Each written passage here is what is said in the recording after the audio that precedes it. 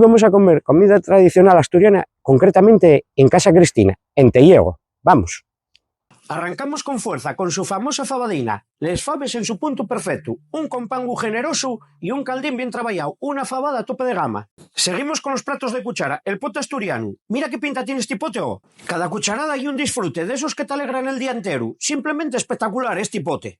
Ahora el pitu calé a guisaén. Este pitu y como esa relación que empieza bien y no para de mejorar. La carne tan tierna que como veis se separa del hueso con facilidad. Es como si el pitu te estuviera diciendo: tranquilo, me deshago para ti. Muy jugoso y sabrosín.